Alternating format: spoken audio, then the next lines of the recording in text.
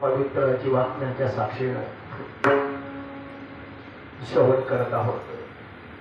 आपण भाग्यवान आहोत, कारण श्रीमद भागवत ऐकण्याचं भाग्य आपल्याला लाभलेलं आहे.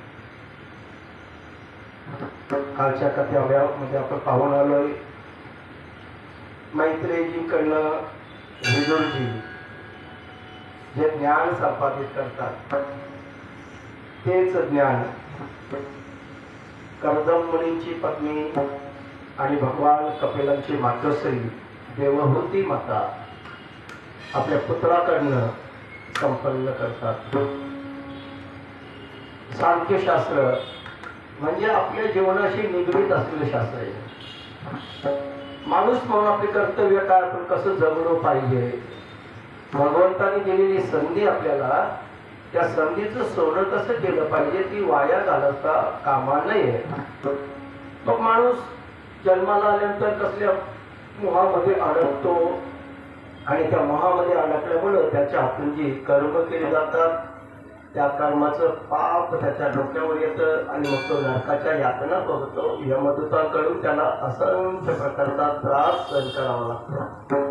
काही नंतर कर्मानुसार अनेक योनीमध्ये तो जन्म घेऊन दुःखच भोगतो आणि पुन्हा एकदा जन्माला येतो.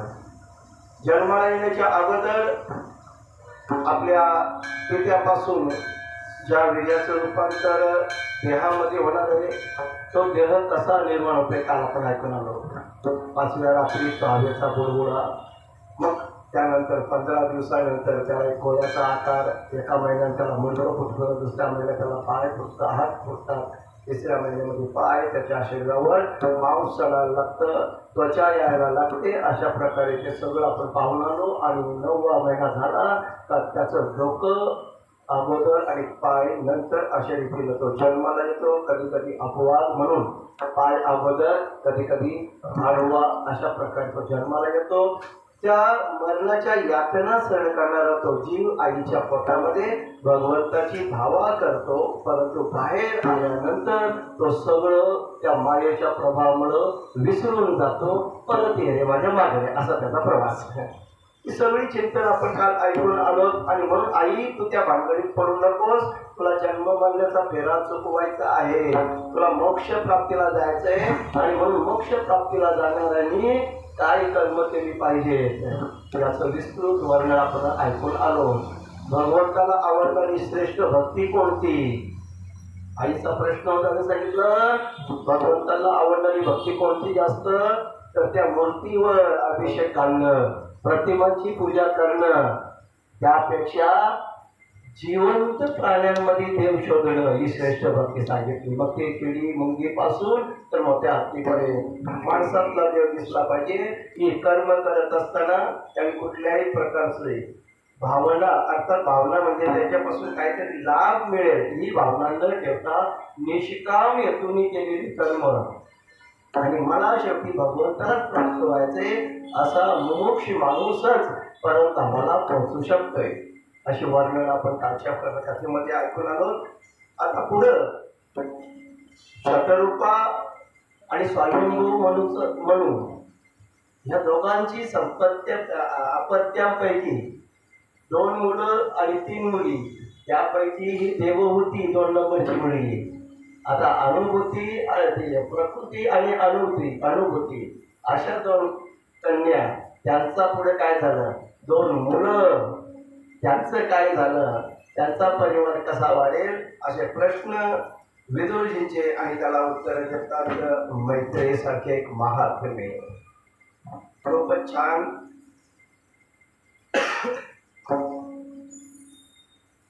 ह्या दंपतीनं अशा प्रकारे मुलं झालीत.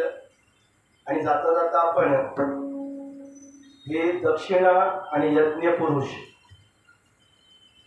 त्यांच्या प्रती असलेली संतान कशा रीतीनं तिचाही विस्तार आपण पाहिलेले आहे. भगवंत मैत्रेयी म्हणतात. आणि शेवटी आपण ज्या अनुसया मातेच्या आणि अतिऋषाच्या पोटी भगवान दत्तात्रेय ब्रह्मा विष्णू महेश का अवतार घेतात इथपर्यंत आपण काल येऊन थांबलो.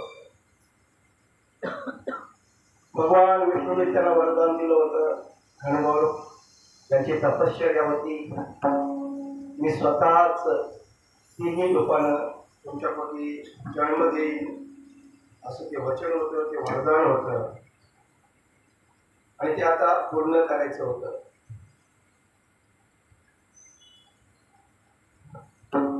त्या दंपतीला वचन दिल्यानंतर भगवंत आता त्या वेळेची वाट पाहत होते. तो प्रसंग, ती वेळ आता आलेली आहे आणि म्हणूनच भगवंतांनी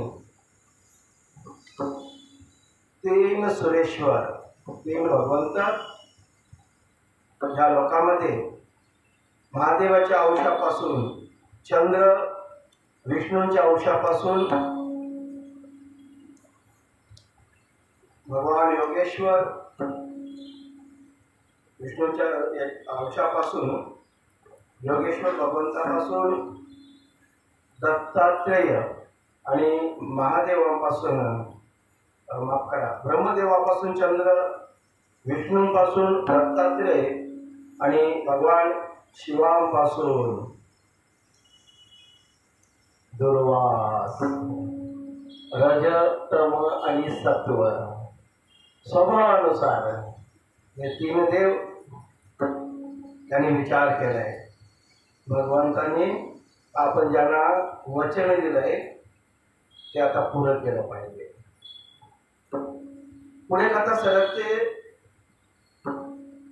अंगिरा नावाच्या ऋषींची पत्नी श्रद्धा, 9 मुलींची लग्न झाली ना. कोणाची परत कथेवर यायचं आपल्याला.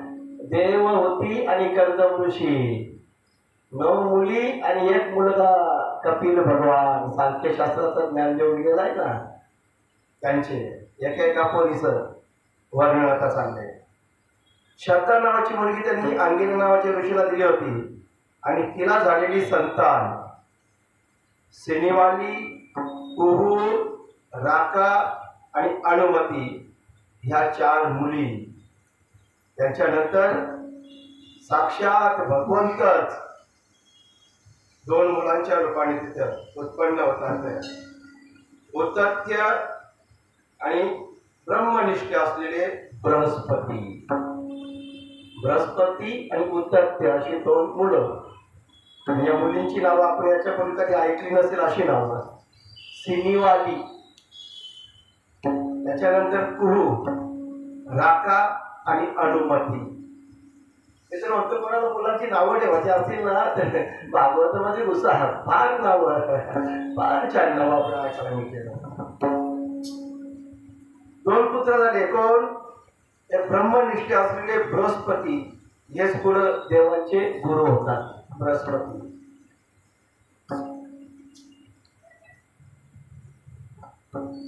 या श्रद्धेला बोल नसतं नाही का. असू द्या, थोडा निक्षेपी असेल पण त्याला इलाज नसतं, कारण आपण वेळ पाळणाऱ्यांपैकी आहोत. त्यामुळं बरोबर उत्तत्य आणि बृहस्पती ही 2 मुलं. त्यापुढे स्वरोचिष नावाचे मन्वंतर आलं आणि त्या मन्वंतरामध्ये पुलस्त्य आणि त्यांची पत्नी अविर्भू, पुलस्त्याला अविर्भू नावाची कन्या, या शतरूपा आणि मनु यांची कन्या. शतरूपा आणि मनु कोण?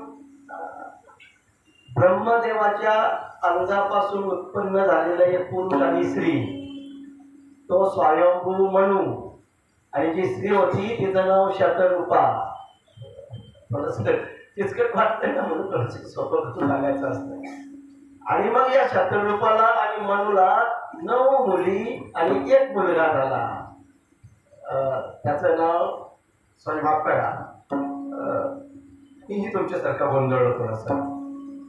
या 9 मुलींचा संसार आता तिथे फरस गोल झाल्यामुळे परत दुसऱ्याकडून परत अडकणार, म्हणून थोडस बाहेर निघतो. तिला झालेल्या 9 कन्या आणि त्या 9 कन्यांना कुठल्या कुठल्या ऋषींना समर्पित केलं होतं. हे वर्णन सांगितले. पुलस्त्यांना हवीभू नावाची कन्या समर्पित केली होती. आता त्यांना सुद्धा जी मुलं झाली त्यामध्ये अगस्त्य आणि महातपस्वी विश्रवा असे 2 पुत्र झाले. यातील अगस्त्य पुढील जन्मामध्ये जठराग्नीच्या नावाने आविर्भूत झाले. त्यांचा पुढचा अवतार जठराग्नी अगस्त्यांचा. विश्रवा मुनी आणि त्यांचं लग्न झाल्यानंतर त्यांना सुद्धा इडविला नावाची त्याची पत्नी आणि तिच्यापासून यक्षांचा अर्थात धनवानांचा राजा कुबेर सुश्रवा. थोडस रामायणामध्ये गेलं आठवतं ना. सुश्रवा रावण याचा सावत्र भाऊ कुबेराचा सुश्रवाच्या दुसऱ्या पत्नीपासून उत्पन्न झालेला फार मोठ्या कथा आहेत.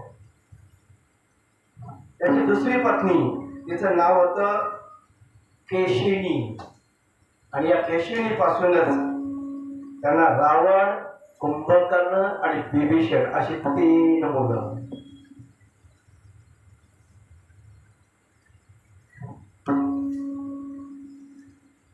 महामते महर्षी पुलहांची पत्नी साध्वी आणि मग या साध्वीला कर्माने श्रेष्ठ असे वरियन आणि सहिष्णू असे वरियन, सहिष्णू आणि कर्मश्रेष्ठ असे 3 मुलं झाली. पुलह आणि पुलस्त्य 2 वेगळे वेगळे ऋषी आहेत. 9 जावई त्यांचे शत्रुपाली म्हणूनचे. त्यामध्ये ती गती नावाची कन्या या पुलहना दिली होती. पुलह आणि गतीपासून निर्माण झालेली 3 मुलं कर्मश्रेष्ठ, वरियन आणि सहिष्णू. त्याचबरोबर क्रतू नावाच्या ऋषींना दिलेली क्रिया नावाची मुलगी. तिला ब्रह्म तेजामुलं ह्या क्रतू आणि क्रिया या जोडीपासून अंगठ्या वाढले, परंतु ब्रह्मतेजानं सूर्यासारखे तळपणारे 60,000 वारकिल्य 60,000 वारकिल्य या क्रतू नावाच्या राजापासून, त्या मुनीपासून झालेले आहेत. त्यांची पत्नी क्रिया. त्यानंतर हे विदुरा मैत्रेयी सांगतात, विदुरा हे सगळं सांगता विसरला असतील ना ऐकता म्हणून त्याला जागर करतात. एक मुलगी वशिष्ठ ऋषींना दिली होती. तिचं नाव होतं अरुंधती. तिचं मूळ नाव होतं ऊर्जा. तिला अरुंधती म्हटलं जायचं. तिच्यापासून चित्रकेतू आणि त्याचे भाऊ असे 7 ऋषी तयार झाले. त्या 7 जणांची नाव आता पुढे ऐकणार आहोत. विशुद्ध चित्त असलेल्या ब्रह्मर्षीची निर्मिती यांच्यापासून झाली. कोणापासून? वशिष्ठ आणि अरुंधती यांच्यापासून. त्याची नाव ऐका. चित्रकेतू, सुरोची, विरजा, मित्र, उळबन, वसुप्रदान आणि ध्युमान अशी ती 7 जणांची नावं. कारण दुसरी एक पत्नी होती वशिष्ठांना. अरुंधती अर्थात ऊर्जाशिवाय दुसरी एक पत्नी होती आणि त्याला दुसऱ्या पत्नीपासून आणखी काही मुलं झाली. शक्ती इत्यादी काही पुत्र झाले त्यांना. पुढं अथर्व मुनींना जी मुलगी दिली होती त्याचं नाव होतं चित्ती. आणि या चित्तीला अथर्व मुनीपासून दधीची नावाचा एक तपोनिष्ठ पुत्र झाला. दधीची ऐकून आलं तर आपण पुढे ऐकायला मिळणार आपल्याला. म्हणजे इंद्राचा व्रज आहे ना, वज्र नावाचा तो हत्यार, वज्र तो दधीच्या ऋषींच्या हाडांच्या सापड्यातून झाला. त्याचा तो मरतच नव्हता. तो राक्षस जो मारणार होता तो असा मारणार नव्हता, म्हणून दधीची ऋषींनी स्वतःचा योग बलाच्या सामर्थ्यावर प्राणत्याग करून आपल्या हाडांचा सापळा, तुम्ही ते वज्र नावाचं हत्यार बघितलंय का? ते सारखे असं ते दिसतंय. ते दधीची नावाचा पुत्र त्यांच्या पोटी जन्माला आला. आणि त्या दधीचीच दुसरं नाव, टोपण नाव अश्वशिरा असंही होतं. असं आता त्या एक एक पत्न्यांची वर्णन चालली. तर भगवान भृगूंना ख्याती नावाच्या पत्नीपासून धाता आणि विधाता नावाचे पुत्र झाले आणि एक मुलगी सुद्धा त्यांना झाली. तिचं नाव होतं श्री. श्री नावाची एक परम भाव भगवत पारायण करण्यात आली. मेरू ऋषींनी आपल्यापासून आपल्या आयती आणि नेती नावाच्या ज्या दोन कन्या होत्या त्या धाता आणि विधाता यांना दिल्या. मेरू ऋषींच्या दोन पत्नी मुली, एक आयती आणि दुसरी नियती. या दोघींचं लग्न या भृगु ऋषींच्या मुलांना, ज्यांची नावं धाता आणि विधाता, त्यांना त्या दोन मुली देऊन टाकल्या. त्यांच्यापासून त्यांना मृकंड आणि प्राण नावाचे पुत्र झाले. त्यांच्यापासून मृकंडापासून पुढं मार्कंडेय नावाचे ऋषी. या मार्कंडेयाने सर्वप्रथम नर्मदा मैयाची परिक्रमा घातली. लहान वयामध्ये त्यांची चरित्र पुढे येणार आहे. 14 वर्ष फक्त आयुष्य होते मार्कंडेयांना. बापाला कळलं आणि 14 वर्षात मला कोणता मरणार आहे. एक काम करत, आपल्याकडे मोठे मोठे ऋषी येतात ना, पाया का पडायचं असतं. एकच काम करायचं, कोणी का नाही येणार. आपली घराबुवा आला, टोपीवाला धोतरवाला दिसला तो पहिले जाऊन पाया पडायचा. एवढंच काम करायचं, दुसरं काहीच करायचं नव्हतं. तिला तर तिला कोणी आशीर्वाद देणार दादा. एखादा महात्मा असू शकेल आणि त्याचा आशीर्वाद फलश्रुत होऊ शकेल. कर्मधर्म संयोगाने त्याच्याकडे महात्मा आले आणि त्याने आशीर्वाद दिला. भरपूर आयुष्यवान आयुष्यवान भाऊ म्हटला आणि त्याचा आशीर्वाद फलश्रुत झाला. 14 वर्षामध्ये मरणारे मार्कंडेय ऋषी 14 कल्पापर्यंत जगले. जय श्रीराम बोलना पडेगा, म्हणून पाया पडायचं असतं. या सगळ्या अभ्यासातून मी एक वाक्य बनवलंय. वाक्य माझं नाही, सगळ्या अभ्यासातून निष्कर्ष काढून इकडनं थोडं तिकडनं करून.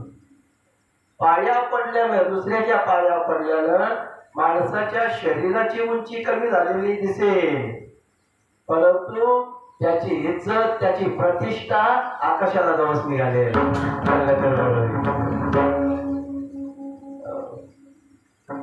प्रतिष्ठा वाढते ना पाया पडणं, तशी का नाही वाटत? अहो, तो निघून जाते ना पाया पडून. बाकीची माणसं चर्चा असते, बघलं ना करू चांगले संस्कार, हो कसा पाया पडला, मग लहान असं का मोठा असं. अच्युतम केशवम कृष्ण राम राम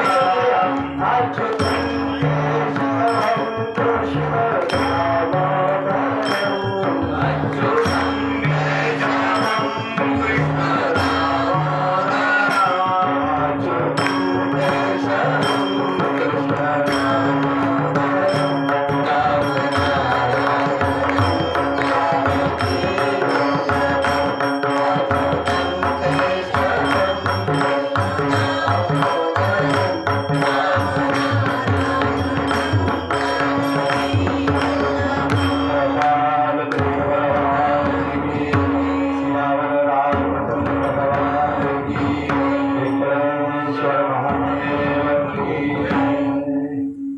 आज ज्यांची प्रार्थनीय उपस्थिती आपल्या सगळ्यांच्या परिचयाचे हिंदुस्थानची ओळख अख्ख्या जगाला त्यांनी कीर्तनाच्या माध्यमातून इंग्रजीमध्ये कीर्तन करून ते आपले परम मित्र परम स्नेही जयेश महाराजजी यांचे पिताश्री आणि माताश्री या ठिकाणी उपस्थित आहेत.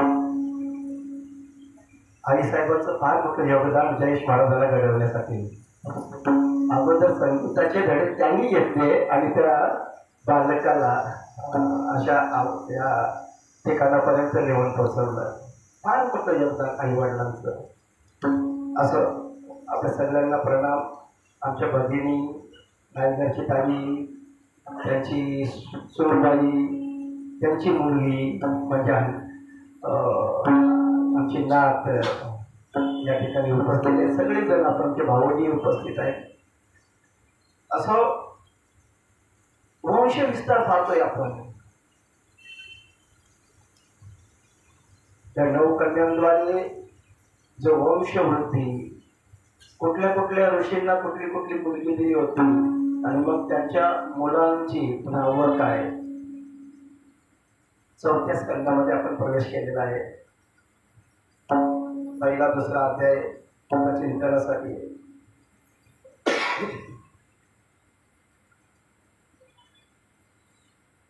आपण उत्पन्न होतो मार्कंडेय ऋषी पर्यंत होतो. मृकुंडापासून पुढे मार्कंडेय. प्राणापासून मुनिवर वेदशिला यांचा जन्म झाला होता आणि भृगूंचा एक कवी नावाचाही मुलगा होता. त्या कवीचाच पुत्र पुढं दैत्य गुरु शुक्राचार्य. थोडासा पेनसला तो जाऊ दे, या पार्टीत मानला गेलं तर मला त्या पार्टीत चाललो. सखे बाबू चालायचं नाही का. हे शुक्राचार्य दैत्यांच्या पार्टीत जाऊन बसले. दैत्यांनी त्यांना गुरु म्हणून स्वीकारला. डायरेक्ट नव्हते गेले, त्याही विचार केला होता आता त्याला मान तिकडं नाही ना, चला आपण जरा मस्का म्हणून आमच्या पार्टी घेतात म्हणून. आणि मग त्यांनी अशा विचार येऊन, तोही फार मोठा इतिहास आहे. त्या कवी नावाच्या पुत्रापासून भगवान शुक्राचार्यांचा जन्म झाला. विदुरा या सर्व मुनीश्वरांनी चांगल्या प्रकारची संतती उत्पन्न केली आणि सृष्टीचा विस्तार केला. अशा प्रकारे मी तुला हे कर्दमाच्या वंशातील संतानांचे वर्णन सांगितले. मगाशी जो घोळ झाला होता ना आपला, कर्दमाच्या वंशातील स्वयंभू मनु, शतरूपा नावाची त्यांची पत्नी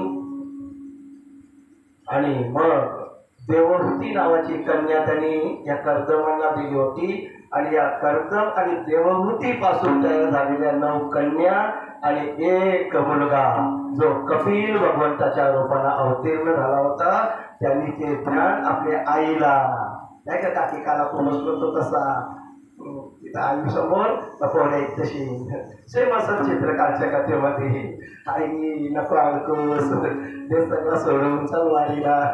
आणि मग तिला इथे पडलं होतं.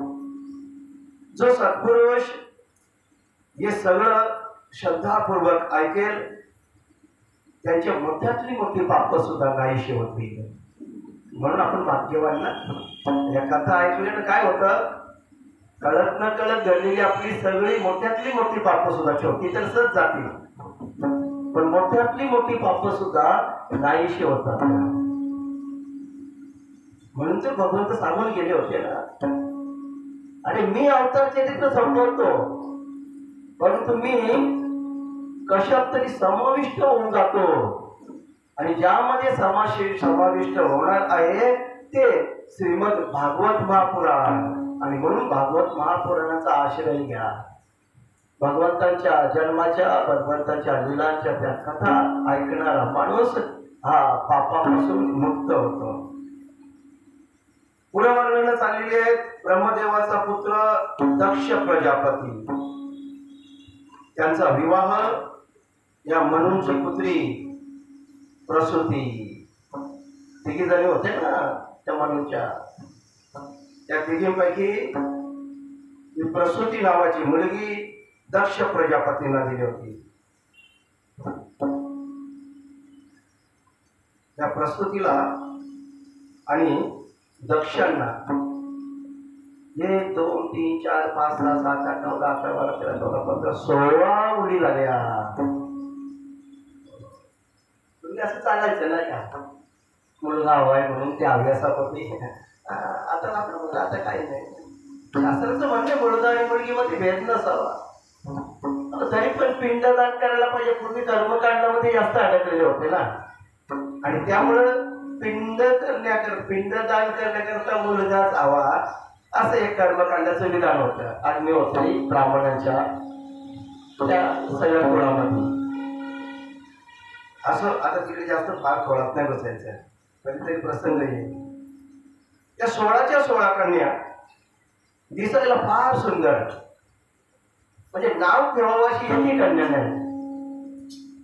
सारखीच रूप, कधी कधी पटकन बघितलं ते ओळखायला पण येणार नाही अशा प्रकारच्या त्या स्वरूप सुंदर कन्या. त्यापैकी त्यांनी 13 कन्या एकाच जावयाला धर्माला, एक अग्नीला, एक चित्त असणाऱ्या त्या पितृगणांना, आणि एक संसाराचा संहार करणाऱ्या त्या भोलेनाथाला अर्पण केली. भोले की जय जय, शिव की जय जय.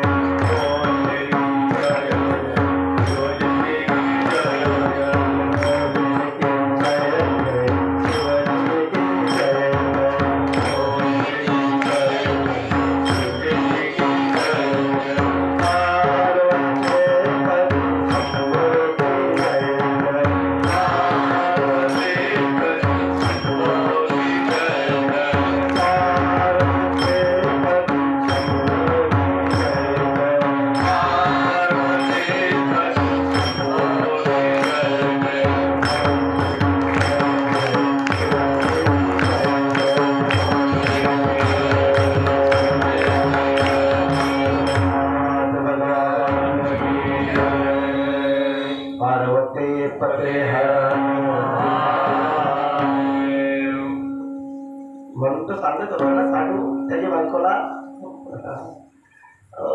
तुझा मेवणस असला तरी चुकीच्या वेळेमध्ये चुकीचं काम करू नये, त्याचा क्रोध उत्पन्न होईल. अशा रीतीनं 16च्या 16 मुलींचं लग्न झालं. श्रद्धा, मैत्री, दया, शांती, तुष्टी, पुष्टी, क्रिया, उन्नती, बुद्धी, मेधा, तितिक्षा आणि मूर्ती या 13 जणी धर्माच्या पत्नी आहेत. त्यापैकी श्रद्धेच्या पोटी शुभ, मैत्रीने प्रमाद, त्याचप्रमाणे दयेनं अभय, शांतीने सुख, तुष्टीने आनंद आणि पुष्टीने अहंकार यांना जन्म दिला. या क्रिया आपल्याशी निगडीत आहेत. त्यांची नावं जरी असली ना, या सगळ्या क्रिया आपल्यामध्ये.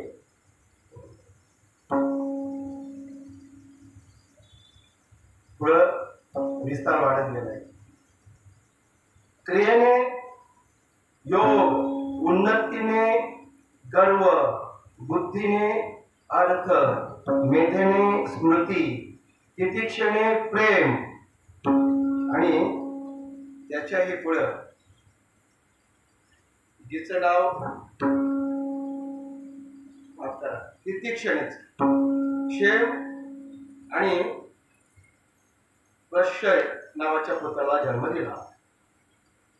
सर्व गुणांची खाण असणाऱ्या मूर्ती देवीने नर आणि नारायण नावाच्या ऋषींना जन्म दिला. त्यांचा जन्म झाल्याबरोबर हे संपूर्ण विश्व अत्यंत आनंदी चाले. नर आणि नारायणाचा जन्म कोणाच्या पोटी? मूर्ती देवीच्या पोटी. संपूर्ण विश्वाला आनंद झालाय. सगळं विश्व देवता प्रसन्न झाल्यात. सगळ्या लोकांची मन, सगळ्या दिशा, वायू, नदी, पर्वत सगळ्यांनाच प्रसन्न यांच्या जन्माने करून टाकले. आकाशामध्ये मंगल वाद्य वाजायला लागली. देवता फुलांचा वर्षाव करू लागल्यात. सर्व मुनी प्रसन्न होऊन स्तुती करायला लागले. गंधर्व किन्नर गायला लागले. अप्सरा नाचायला लागल्यात. अशा प्रकारे त्यावेळी हा सगळा आनंदोत्सव ब्रह्मादिक सर्व देव त्यांनी स्तोत्रांनी याचं वर्णन केलं.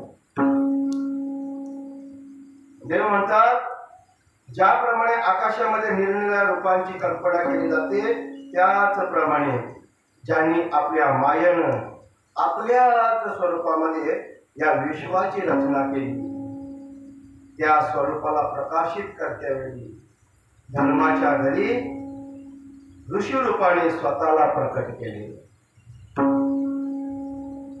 त्या परमपुरुषाला आमचा नमस्कार असो. फार स्तुती झाली. मैत्रेयीजी या सगळ्या कथा मैत्रेयीजी विदुराला सांगत आहेत. तिकडे गंगेच्या तटावर मरणाची वाट पाहणारे 7 दिवसात तक्षक चावेल ती भीती घालवण्याकरता ज्यांनी सगळ्या ऐश्वर्याचा त्याग केलाय असे सार्वभौम राजे, ज्यांनी 3 अश्वमेध यज्ञ केले असे पांडव कुळातले परीक्षित राजे श्री शुकदेवांच्या मुखातून ही श्रीमद भागवत कथा ऐकत येते.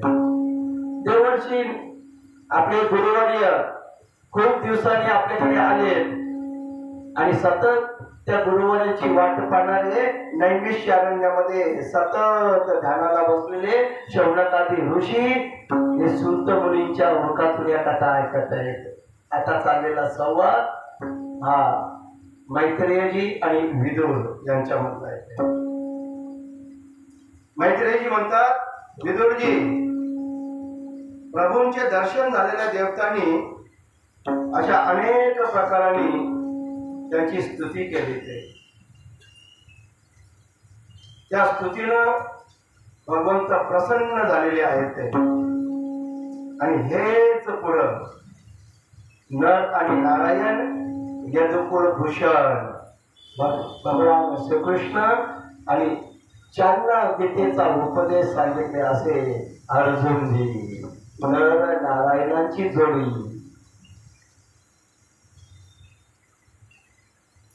बरं, मग आता मागचं थोडस अपूर्ण राहिलं होतं ना. कुठलं? हे तिन्ही देव ज्यांच्या पोटी जन्माला येणार आहेत, अत्री ऋषी आणि त्यांची धर्मपत्नी अनुसया माता. अत्रींची ती जी पत्नी होती त्यांचं पुढे काय झालं? आई पुढे प्रश्न येणार आहे. अजून एक प्रश्न त्यांचा होता. अग्नीची पत्नी, तिचं नाव आहे स्वाहा,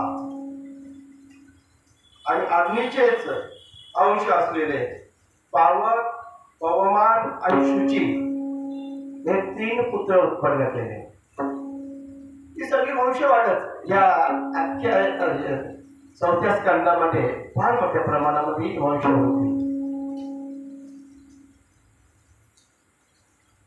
नीट ऐका आता. अग्नीची किती रूप आहेत, अग्नी किती प्रकारचे आहेत. म्हणून आपण काही अगोदरच म्हटलं, आपल्याला भगवंताने दिलेली संधी आहे. कारण ज्यांनी भागवत वाचलंय त्यांनाच हे फक्त माहित आहे. कारण 18,000 श्लोकांचं भागवत, 12 स्कंदांचं भागवत आहे. कुठल्याही एका भागवत सप्ताहामध्ये म्हणा किंवा एखाद्या श्रावण महिन्यामध्ये अधिक मासामध्ये पूर्ण होणारच नाही. त्याच्याकरता ते क्रमशःच ऐकावं लागेल. 3, 4, 5, 7 वर्ष, 10 वर्ष जसं असेल तसं. कारण सखोल चिंतन करतोय. आणि भागवत धर्म, आपण भागवत धर्म स्वीकारले त्यामुळं श्रीमद भागवत संपूर्ण आपल्याला कधीतरी ऐकायला मिळणं ही आपल्या परम भाग्याची गोष्ट आहे. पिंपळेश्वर भक्त मंडळाच्या माध्यमातून आपल्याला त्यांनी संधी दिलेली आहे. खूप छान आसन व्यवस्था, चहा पाणी व्यवस्था, प्रसाद व्यवस्था, सिस्टम व्यवस्था, नाही का? कुठे कुठे जागा राहिलेली नाही. पण मध्यवर्ती ठिकाण आणि सगळ्यात महत्वाचं वेळ आपल्या सोयीची. जय श्रीराम बोलला पडेगा. 4 ते 6 सगळी कामं आटपून कार्यक्रम आटपून मस्त एखादी छोटीशी वामकुक्षी घ्यायची आणि त्याच्यानंतर तयारी करून 4 वाजता हजर. त्याच्यानंतर 6 वाजता कार्यक्रम आटोपला की लगेच 10-15 अर्ध्या तासामध्ये 10-15 मिनिटं किंवा अर्धा तास 1 तास 7च्या 8 झाला कार्यक्रम. आणि असं करते लेखी सुद्धा बघायला येतात रोज मस्त पैकी.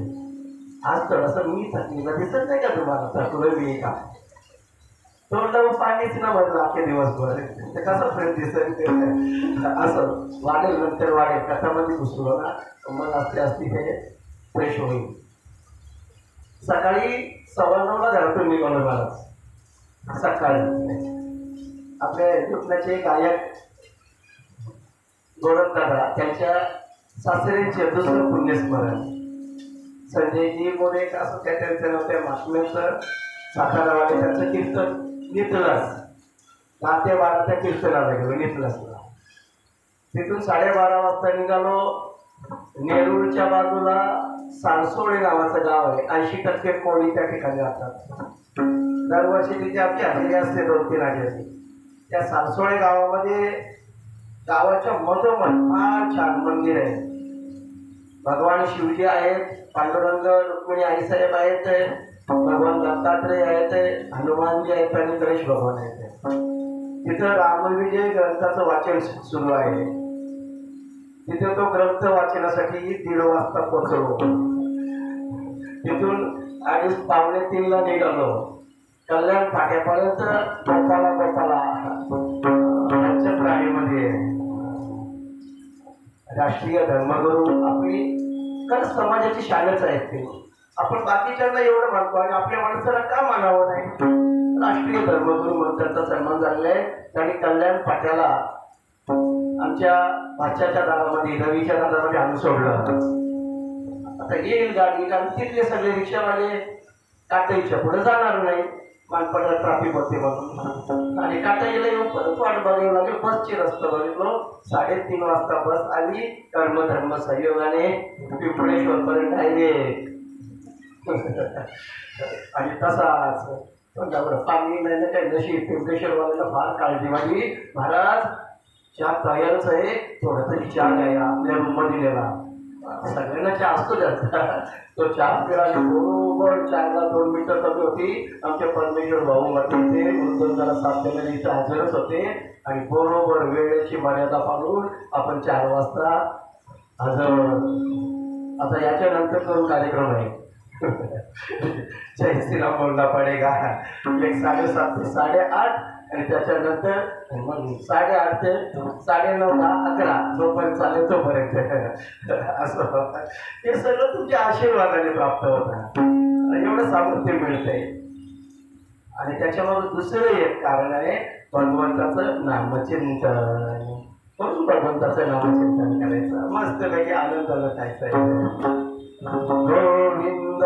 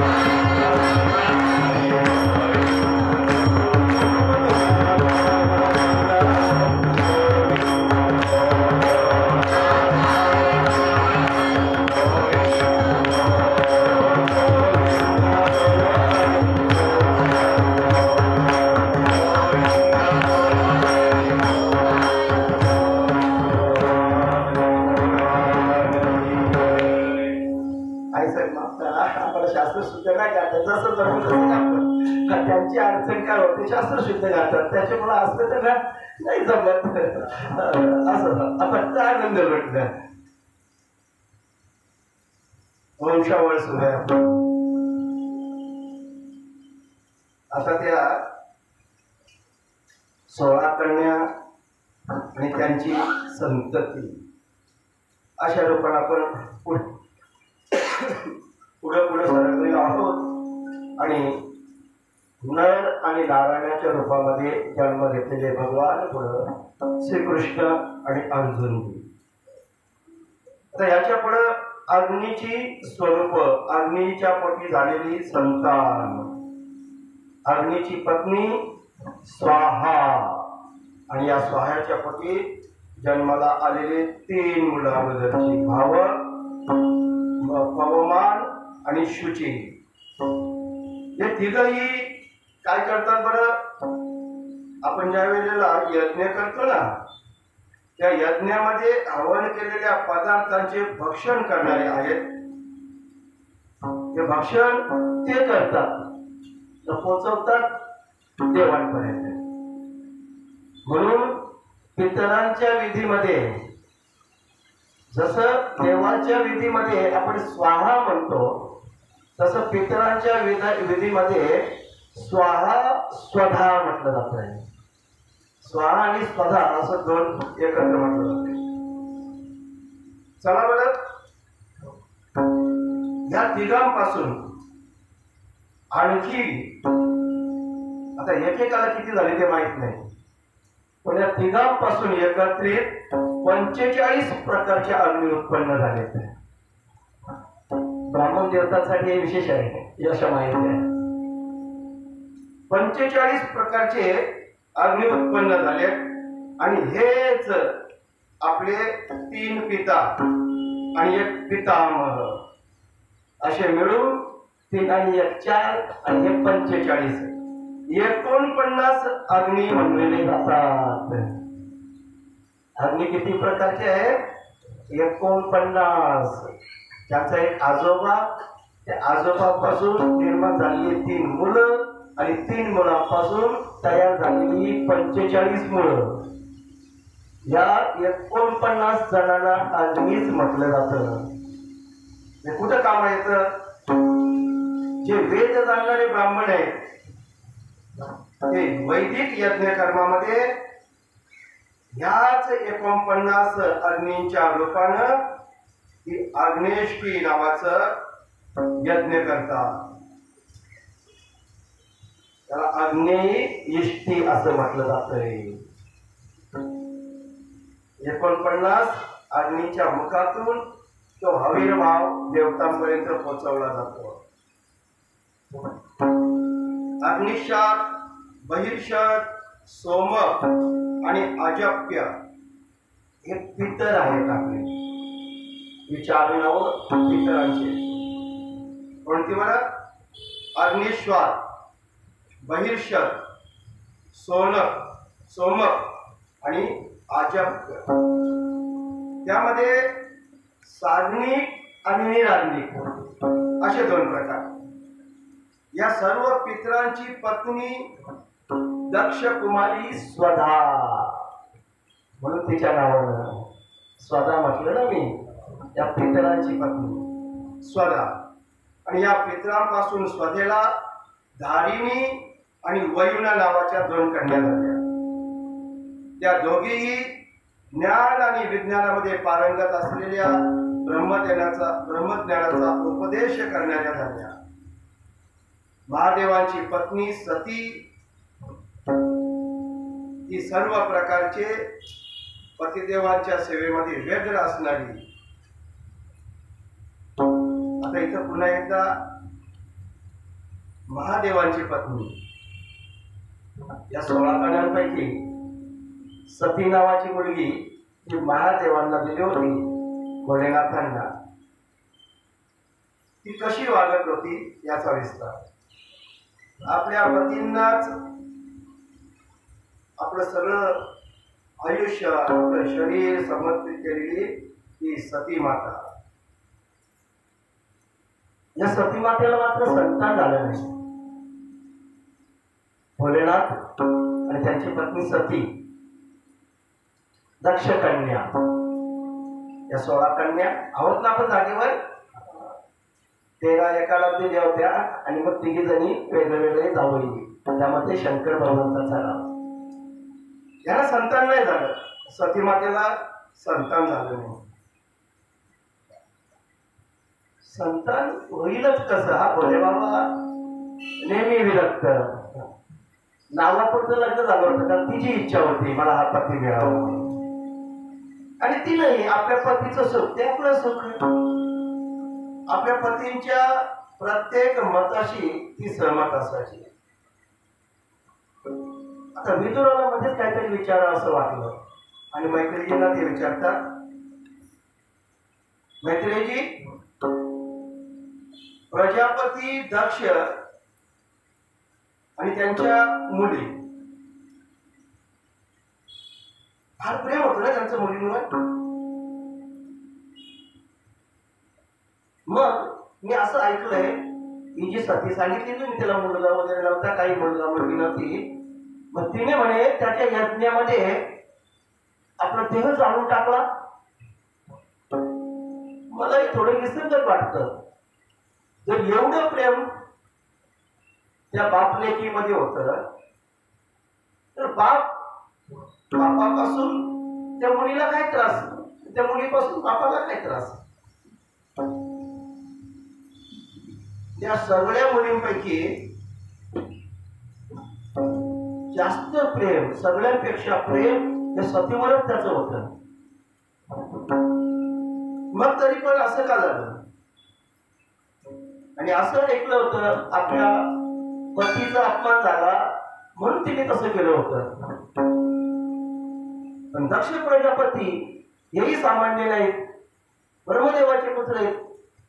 मग त्यांनी अशा या देवोके देव महादेव त्याचा अपमान तरी का केला असेल, जरा हकीकत सांगा ना मला.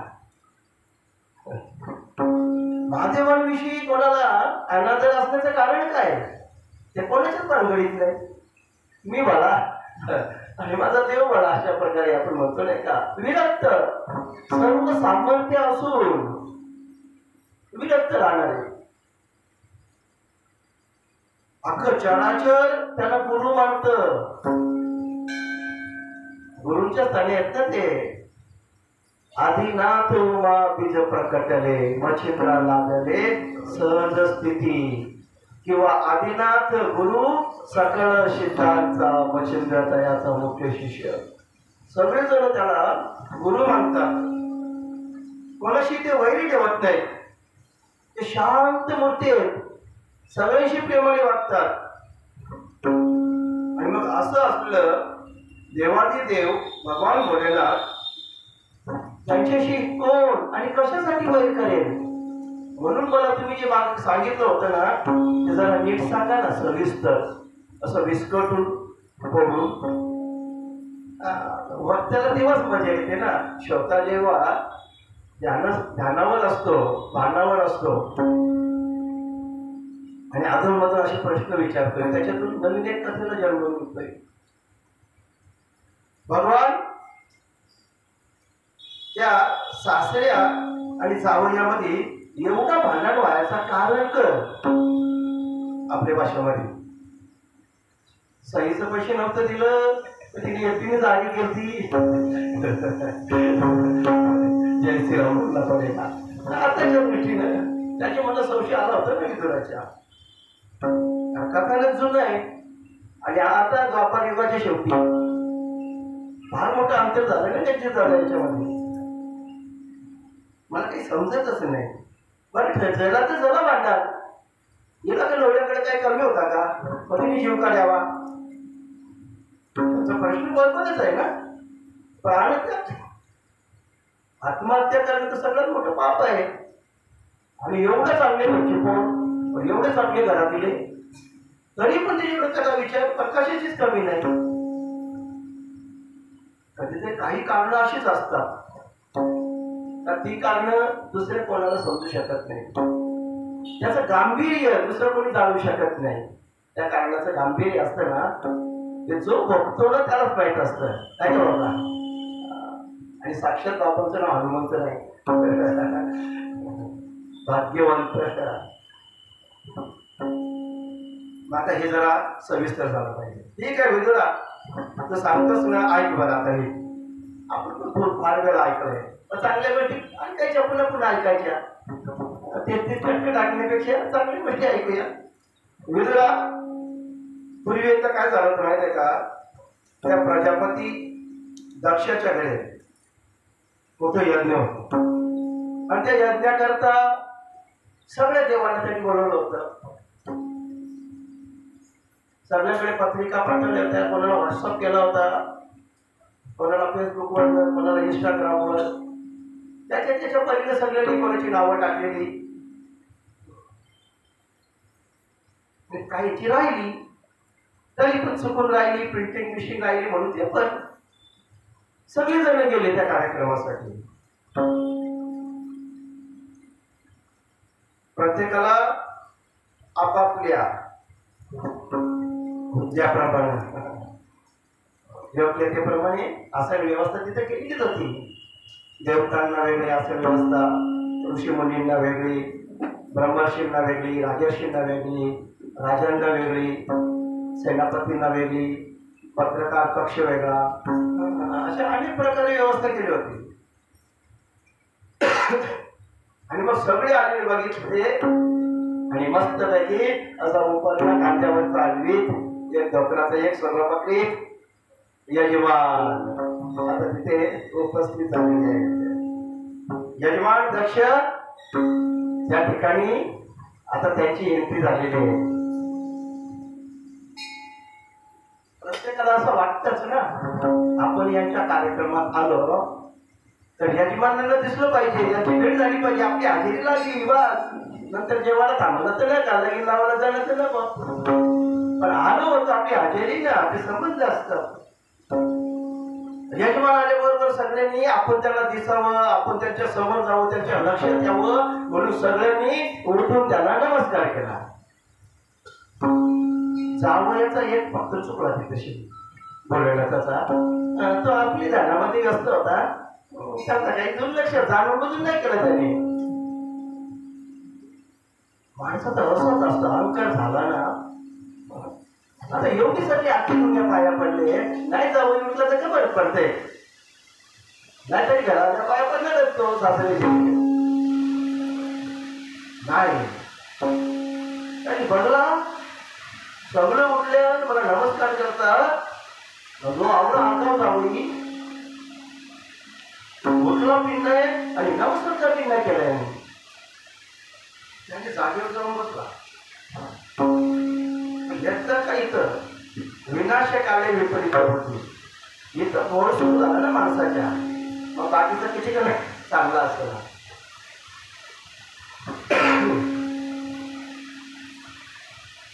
आपला अनादर झालाय, आपल्याला मान दिला नाही,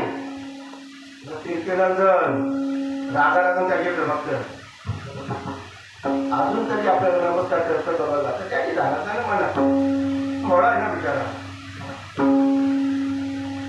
तर सगळं जण बसून झाले, याच्या चेहऱ्यावरचा काही हात काही जात नाही, सण होत नाही आणि सांगता होत नाही. गप्प राहावं ना, प्रचंड सासऱ्याला राहावं याचा होतं ना. घराला बोलत होतो त्याला काही नाही ना, अहंकाराने जागा भेटली होती त्या क्रोधाची. त्यामुळं आता तो सभेमध्येच बोलायला लागला. ऐका बरं, सगळ्यांना नम्र विनंती केली काहीच नाही. ऐका मी काय सांगतो ते भाषात समजा. इथे जे आले सगळी चांगली माणसं आहेत, त्यांना शिष्टाचार कळतो, कसं वागायचं हे कळतोय. परंतु एक जण इथं असा निर्लज्ज आहे, त्याला शिष्टाचार कळत नाही, मोठ्यांचा आदर करावा हे कळत नाही, तो घमेंडखोर आहे. सत्पुरुषांनी आचरलेल्या मार्गाला तो लांछन आहे. त्याच्या पुढे गेला, आता नावच घेतलं त्यांनी. रोज रोज आवडी आमचा बघा त्याच्याकडे नीट माकडासारखं डोळत त्याचं. बरं त्याला कपडे पण मिळतात गेला देव जाणं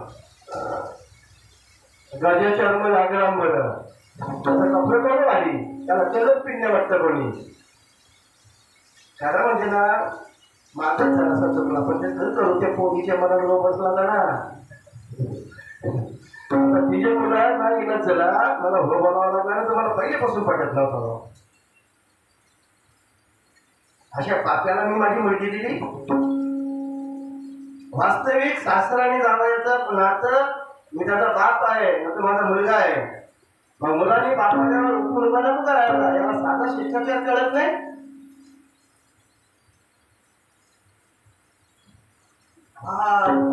तिरस्काराने नको नको नको थोडे शब्द बोल. आता ते शब्द इथं वाचून पण मला बोलता येत नाही. मोठे बाबा समोरच बसले त्याला वाटाचा मी शिवा देता राधे राधे बोलणं पडेगा तसं नाही वाटलं पण मला भीती वाटतं. रोज यायला लागते ना गुगलला चुकून तिसरा डोळा बंद करायचा म्हणलं तरी कुठं आपल्या सृष्टीला जाणून टाकतील असं त्यांच्याविषयी आपल्याला आदरच आहे. पण आता कथानक आले समोर म्हणून मांडावं लागतं.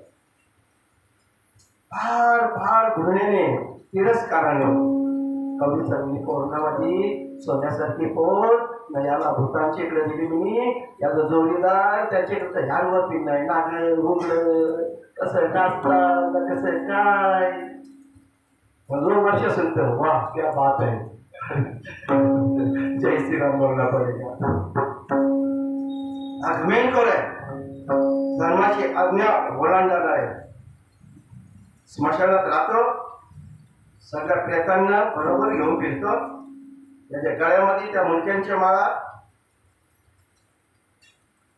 भरपूर भरपूर काही म्हटलं. अरे याचं नाव फक्त शिव आहे. आता त्यांनी अजून व्याकरणाच्या भाषेमध्ये त्याची पोहोच केली. याला शिव का म्हणतात लोक त्यात काही कळत नाही. याचा खरं नाव अशिव पाहिजे होता. जसं अक्रूराबद्दल त्या गोपिका म्हणत होत्या नाही का पुढे हे करायचे आमच्या तुम्ही यांना कृष्णाला तो घेऊन चाललाय आमची टाकाटून करतोय. अक्रूर याचं नाव अक्रूर आहे. त्याच्यामध्ये क्रूरता नाहीये ज्याच्याकडे प्रकोप नाही ज्याच्याकडे तो कोप नाही संताप नाही आणि असा तो अक्रूर इथं उलटाच झाले. याचं नाव क्रूर असायला पाहिजे होता. तसं दक्षिणी म्हणतोय याला शिव हे नाव कोणी ठेवलं. याचं खरं नाव अशिव पाहिजे होतं म्हणजे याला कोणी शिवायचं नाही. आता तो बाह्य दृष्टीने पाहत होता ना त्याच्या अंगाला स्मशानातली राख याच्या गळ्यामध्ये मनुष्य मरकांचे हार ते सापाचं सगळे ते हार त्याच्या कमरेला गुंडाळलेलं ते वाघाचं कातळ हत्तीचं त्या मृगाचं कातळ आणि आजूबाजूला ही सगळी भुतावळी. याला शिवाला जागीच कोण त्याचं नाव शिव ठेवला पण मी असं व्याकरणाच्या भाषेत घुसला तो. आपल्याला नाही घुसत. चला पुढे मैत्रेय म्हणतात विदुरा दक्षिणी अशा प्रकारे महादेवाची फार निर्बसना केली पण तो आपला भोळे बाबा यादत बसले. तो शिवे तिथं आणि व्यवसाय यादत बसले. अजून त्याचा पारा चढला. तो प्रत्युत्तर देत नाही ना. मुकट्याने ऐकून घेतो याला बरोबर याला लागले ग मी आत्ताच बरोबरतो तुला शिवा देतो तुला कोणतरी कमीत कमी ना शिवा काढीचं कोण मी का तुझ्या ऑफरचं घालून घेऊ जायची नाव बोलणं पडेल. आपण असं तसं बोललो असतो ना म्हणजे मी बोललो असतो तुम्ही बोललो असतं कळलं माहित नाही. विनाकारण कोणी शिवा देत असं तर कोणी विचार शिवा का देते बाबा तू काय झालं का ते तरी सांग. बाबा मुखाच काहीच नाही. बरं आता एक काम करा. त्या ब्राह्मणाला त्याने आज्ञा दिली आता तुम्ही यज्ञ करताना त्या यज्ञामध्ये देवांना जी आहुती देतात जे आविर्भाव देताना याच्या पुढे तो उपासन यायला पाहिजे. याला अजिबात याचा भाग काढून नाही ठेवायचा. यज्ञातला भाग या शिवांकरता अजिबात ठेवायचा नाही. सगळ्यांना मनाई हुकूम काढला, त्यांनी फरमान काढला. आता तो दक्ष होता ना, राजा होता, यजमान होता. भगवान भोलेनाथ काय करणार, नुसते काय करणार. ह्याला यज्ञातला भाग मिळणार नाही अशा प्रकारचा शाप त्याच्या सासऱ्यानं अर्थात प्रजापती दक्षानं भोलेनाथांना दिला. तर शंकराच्या बरोबर होते त्याचे गण. त्यामध्ये प्रमुख असलेला नंदिकेश्वर, नंदी भगवान. असं असतं आपली शेटला जर कोणी बोलला ना, आजूबाजूला जागा तर कमी पडते का पाहिजे. बरं कोणीच आजूबाजूला नसलं ना तरी याला तर उत्तर देतो ती. ते कधी कधी गमत करतात. आम्ही असलो ना अशी काही बाबा आहे तिथे समोर कीर्तनाला असेल तर आम्ही एका तंबूमध्ये असतो ना त्या कालेश्वरीमध्ये. आणि लोकांना असं उभा दाखवत असेल ना, एक काम करा, माझा कीर्तन आहे ना, तुम्ही सर्व पाचवण करतो माझी बाजूच्या चालायचं. आपलं पहिला जपण आहे रागाचं दिंडीमध्ये. हा मुद्दा पडला मी टाकायचा तिकडं महाराज झाले अशी बरोबर कोणतरी मोठा कसं समजतं ना मोठा आणि म्हणलं असं माझ्या पंच झाली असं तर देवा मागतोय. कोणी वाचतो आहे ना, वाचतो पाहतो आपण चला बरं. पण त्याला लाईन नंबरवर काहीच नसतं. बाकीची पण लय घाबरतात त्यांना, VIP आहे ना. असो भोलेनाथांनी फुकाटपणे सहन केले ते. आता राग आला नंदीला. नंदी म्हणतो अजून माझ्याकडे आले का नाही, मी तर डोळ्यात तर म्हणलो मला, मी वाटेच बघ जाव. एकेकाचा भरभर समाचार घेतो. शेवटी त्या नंदिकेश्वरला आपला राग अनावर झाला. आणि मग ज्या वेळेला दक्षाने भगवान शिवांना शाप दिलाय, त्यावेळेला अतिशय संतापाने ज्याही माना हरवले ना त्या ब्राह्मणांनी, हो हो राजा असंच करू. आता त्यांनी ब्राह्मणांना शाप दिला. कोणी? नंदिनी. माफ करा, तो शाप अजूनही खरा झाल्यासारखा दिसतोय. नंदिनी दिलेला शाप वाचून दाखवतो ना तुम्हाला. आता माझा तरी कुठे एवढा पाठ आहे, आपण पुस्तक समोरच ठेवतोय. ऐका बरं, ब्राह्मणांना काय शाप दिला. नंदी म्हणतात, जो या मर्त्य शरीराचा अभिमान बाळगून कोणाचाही द्रोह न करणाऱ्या भगवान शंकरांचा द्वेष करतो, तो वेद वृत्तीचा मूर्ख दक्ष तत्वज्ञानाला विन्मुख राहील. हा दक्ष ब्राह्मण होता. ब्राह्मणांना छान कळलं तर मला तत्वज्ञानाला मोकळा जाईल, विन्मुख होईल. हा ब्राह्मण वर्ग तत्वज्ञानाला विन्मुख होईल. त्याच्या पुढं चातुर्मास्य यज्ञ करणाऱ्याला अक्षय्य पुण्य प्राप्त होते. अथर्वाद रूप वेदवाक्यांनी मोहित आणि विवेक भ्रष्ट होऊन विषय सुखाच्या इच्छेने शूद्र असा धर्ममय ग्रस्ताश्रमामध्ये आसक्त राहून हा ब्राह्मण कर्मकांडातच गुंतून राहील.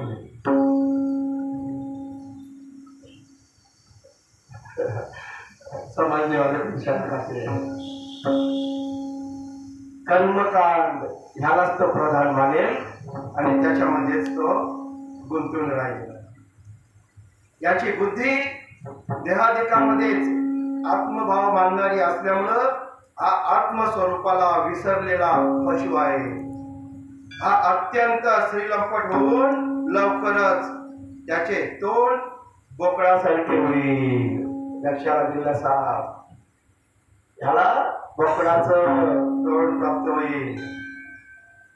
कर्ममय अविद्येलाच विद्या समजणारा हा मूर्ख आणि जे याच्या माग लागून भगवान शंकरांचा अपमान करणारे आहेत, हे सर्वजण जन्म मरण रूप संसार चक्रामध्ये पडून राहोत. त्यांचा उद्धार नाही. कोणाचा? भगवान शिवाचा द्वेष करणाऱ्या त्या दक्ष प्रजापतीला ज्यांनी साथ दिली तो ब्राह्मण वर्ग मोक्षाला जाणार नाही, तर तो कर्मकांडामध्ये गुंतून राहील आणि जन्म मरणाच्या फेऱ्यामध्ये अडकून राहील. वेदांच्या फलश्रुतीरूप फुलांनी सुशोभित आणि कर्मफळरूप मनमोहक सुगंधाने ज्यांचे चित्त मोहित झाले असे शंकरद्रोही कर्माच्या जाळ्यातच अडकून पडतील. ते ब्राह्मण लोक भक्ष अभक्ष्याचा विचार सोडून केवळ पोट भरण्यासाठी विद्या, तप आणि व्रताधिकांचा आश्रय घेऊन धन, शरीर आणि इंद्रियांच्या सुखालाच सुख मानतील आणि त्याच गुलाम होऊन जगामध्ये भीक मागत भटकत राहतील. नंदीने दिलेला हा शाप कशामुळे दिला? तर त्यांचा अधिकारी असलेला भगवान शिवांना विनाकारण अपमान करून या सासऱ्याने शाप दिला होता. आता नंदीने शाप दिला त्या ब्राह्मण कुळाला. भांडण तापला आता बघा. मांडवान बसलेली सगळी जण आता काय होईल काय होईल त्याच्यामध्ये ज्यांना राग आणावर झाला ना, त्याच्यामधला एक ऋषी तो तावण उठला. अरे बर का, आम्हाला शाप देतो? थांब, आता तुला म्हणून शाप देता. तो शाप तुला नाही तर तुझ्या सहित भगवान शिवांच्या भक्ताला तो लागू होईल. आता भांडण एवढूसा वाढला किती वाढा, अख्या कुळाला शाप. तिकडे त्यांनी ब्राह्मण कुळाला त्यांना शाप दिला. आता इकडं शिव भक्तांना शाप द्यायला निघला. त्याचं नाव होतं, ज्यांनी विष्णूच्या छातडावर लाथ मारली ना, भृगु ऋषी. आता भृगु उठला आणि त्यांनी शाप द्यायला सुरुवात केली. हे नंद्या, ऐक बरा, तू मला शाप दिलास, आता मी तुला प्रतिशाप देतोय. अंगावर ठेवणार नाही. ऐका तो शाप. जे लोक शिवपंथी आहेत आणि हे शिवजी त्यांचं जे अनुयायी आहेत ते सत्यशास्त्रांच्या विरुद्ध आचरण करणारे आणि पाखंडी हो. कोणा पुसलं तर काही गोष्टींचा अर्थ पाहिजे. पाखंडी मताचा ते प्रचार करतील. जे सत्शास्त्र आहेत त्याचा अभ्यास करणार नाही. पवित्र आचार रहित, मंदबुद्धी, जटा, राग आणि शरीरावर हाड धारण करणारी होती. आता ही वरवरनं भक्ती करण्याबद्दल नाही, जे समर्पित झालेत ना, स्मशानात राहतात बघा, तामसी आजही फरक नाही महाराज. कुंभमेळ्याच्या वेळेला ही सगळं पाहायला मिळतात. काय करतील ते? जटा धारण करतील, राख धारण करतील आणि त्या स्मशानातली हाडं धारण करतील. तसेच मद्याला पवित्र मानतील. आहेत आजही आहेत, मनात कमी नाही. त्यातलं तुम्ही नाही ते विषय. ऐका बघा, आजही सोमवार उपवास करून चिंचरिका प्याला म्हणून मद्यप्राशन करणारे अनेक आहेत. आम्ही थोडे काढले सगळं. आजही स्मशानात जाऊन भोलेनाथाचा भक्त म्हणून आघोरी कृत्य करणारे, स्मशानातले चितेतलं मांस खाणारे कमी नाहीत. अंगाला राख आणि बंब म्हणणारे. दक्षाचा शाप आपला मागचा भृगूंचा शाप, ब्राह्मणाला शाप दिला ना, म्हणून तुमच्या देवाला पण शाप देतो, तुमच्या संप्रदायाला शाप देतो. हे सगळेजण कोणाचे अनुयायी आहेत? शैव संप्रदायाचे. तुम्ही धर्म मर्यादाचे संस्थापक आणि वर्णाश्रमांचे रक्षण असणाऱ्या वेद आणि ब्राह्मणांची निंदा करीत आहात. यावरून तुम्ही पाखंड मताचा आश्रय घेतला आहे. वेदांचं म्हणणं तरी येत आहे ना, शास्त्र ग्रंथाचं म्हणणं येत आहे. त्यांची निंदा करणं म्हणजेच पाखंड मत. हेच सिद्ध झालंय. तुम्ही पाखंडी व्हाल. हा वेद मार्गच समस्त लोकांच्या कल्याणाचा मार्ग आणि सनातन धर्म आहे.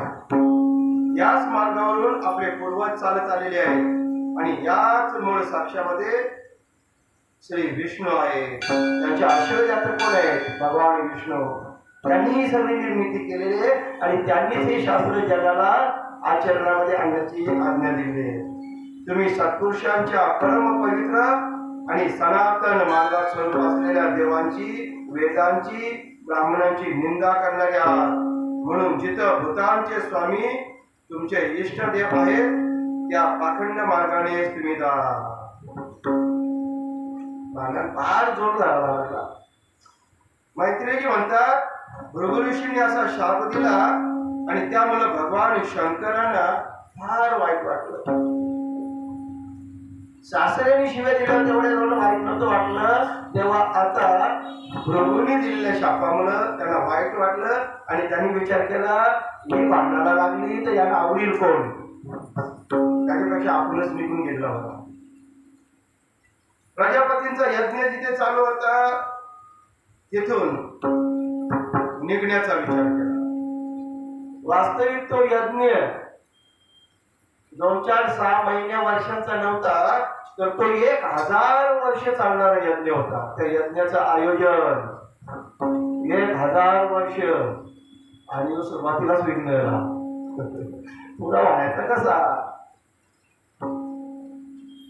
प्रजापतीने गंगा यमुनेच्या संगमामध्ये यज्ञपूर्तीनंतर जे स्नान करायचं होतं, आता विघ्न आलंय म्हणून थांबवलं पाहिजे आणि ते अवभृत स्नान.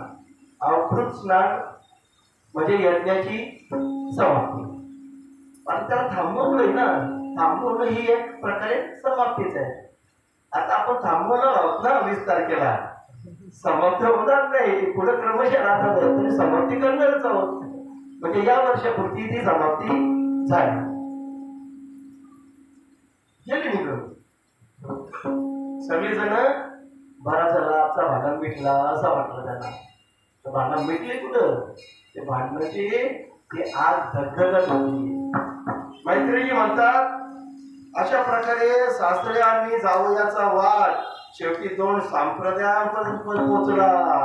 आम्ही ना तुमच्या कीर्तनाला यायचो, तर तुम्ही लोक आमच्या कीर्तनाला या. आजपासून तुमचा फक्त वेगळा, आमचा फक्त वेगळा. राधे राधे राधे राधे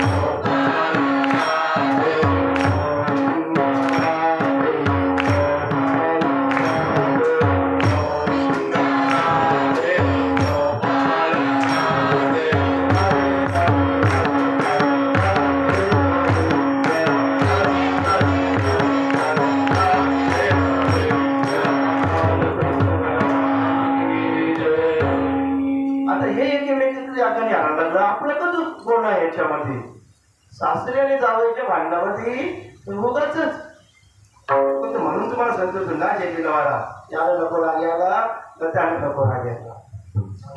घरच्या घरी युट्यूब बघू आपण, बराच वारा निघून गेला. बदला कधी घ्यावा. भगवान शिवांचे मला तेवढं नव्हतं. याला वाटतच होता बदला कवा घ्यावा. दक्षाला वाटलं एवढा शिवा देऊन पण जावं एक शब्दांपी बोलला नाही. परत त्याला दिवशी थोडासा परत. आणि मग ब्रह्मदेवांचा तो मुलगा दक्षाला सांगितलं परत कर बाबा यज्ञ. कवा व्हायचा. त्याला वाटलं आवडा मोठा भांडण करून ती परत मला ते जागव यजमान ठेवलेला बनतोच करायचा यज्ञ पुरा. तर प्रजेच्या पालनामध्ये दक्ष होता म्हणून त्याचं नाव दक्ष प्रजापती. त्याला अजून गर्व वाढला. भगवान शंकरांना यज्ञातला भाग द्यायचाच नाही, त्याचा तिरस्कार करायचा. आणि म्हणून त्यानं वाजपेय नावाचा यज्ञ सुरू करायचं ठरवलं. आणि ह्या वाजपेय यज्ञ आणि त्यानंतर बृहस्पती सव असा महायज्ञ, वाजपेयी यज्ञ आणि बृहस्पती सव हा महायज्ञ, अशा 2 यज्ञांचा आरंभ केला. या यज्ञोत्सवाला त्यांनी सगळ्यांना, ब्रह्मर्षींना, देवर्षींना, पितरांना, देवांना, आपापल्या मुलींना, जावयांना, सगळ्यांना आमंत्रण पत्रिका पोहोचवल्या. पण जाणून बुजून राग काढायचा होता ना त्या जावयावर. भगवान शिवजींना आमंत्रण नाही. मोठा उत्सव, दक्ष प्रजापती एकमेव राजा आहे तो. आणि नाही जाऊन कसं चालेल. फोन करून, पत्रिका पाठवून, माणसं पाठवून. आणि माता भगिनींना काय अशा कार्यक्रमाला मध्ये नटून तटून जायला फार आवडतं. पार्वती माता अशीच कैलासामध्ये गमन करत असताना तिने पाहिलं ट्राफिक चमका जगाच रक्षाबंधन वाटतं. अरे रक्षाबंधन नाही ती असती तर मला समजलं नसतात. बरं लगीन बिगीन कोणाकडे लगीन असतं ते आम्हाला आमंत्रण असतात. नक्की चालले काय. देवांच्या पोरी, देवांच्या त्या पत्न्या मस्त मस्त नटून टाकून, कोणी नवीन गाडी बिना नंबर प्लेटची, कोणी पेंटिंग करून नवीन नंबर प्लेट काढून टाकलेली. प्रत्येकाने नवीन नवीन ज्या ज्या वस्तू आपल्याकडे, कोणी साधं, कोणी विंटेक्स, कोणी घर जवळ जमतील चांगलं. चोरांची भीती नाही, टाकून बसून काहीच नाही. राजाच्या इकडे चाललंय ना. कारण आता परिस्थिती तशीच आहे ना. पोशाख आणि अलंकाराने सुशोभित असेल ना त्याला ज्ञानाची अर्थच जण येतील. या पुढे या नमन दिला तो तर टोपी असते आपल्या गोवा कसं विक्रम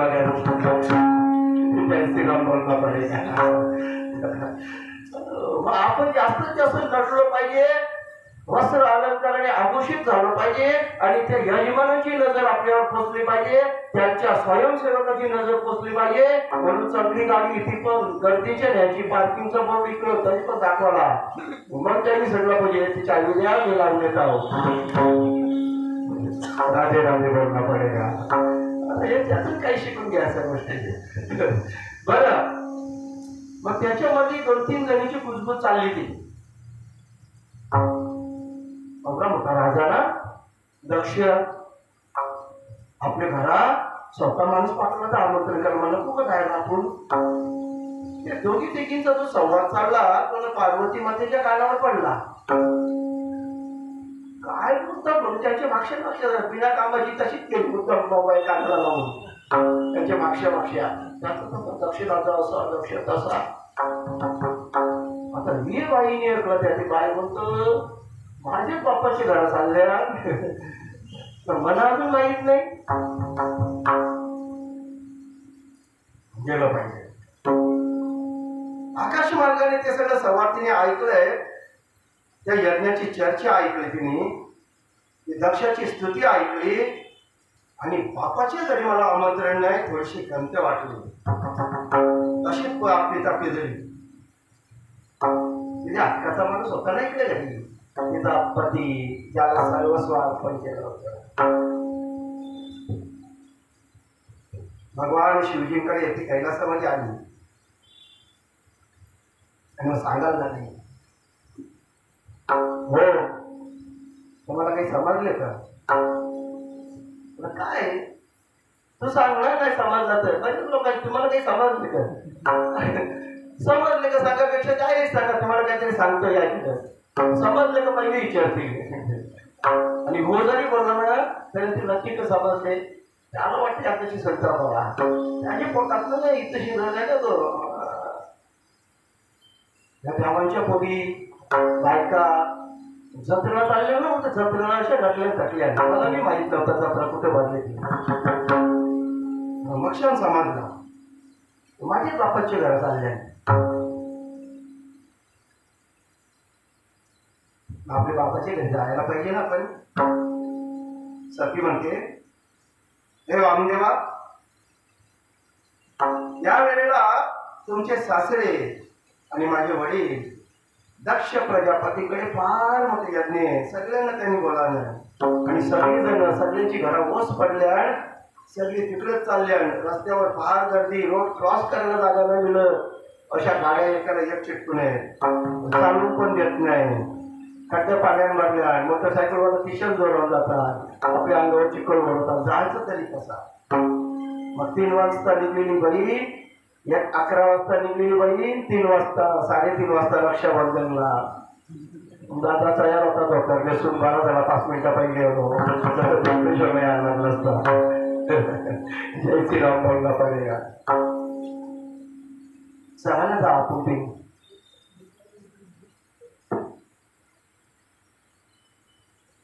भगवंत असतात तिने का भगवंत असतं नाही का. लेकीचं प्रेम आपल्या आई वडिलांना नाही जोडलं तरी पण चालते ना. काय का घ्यायचं मनामध्ये.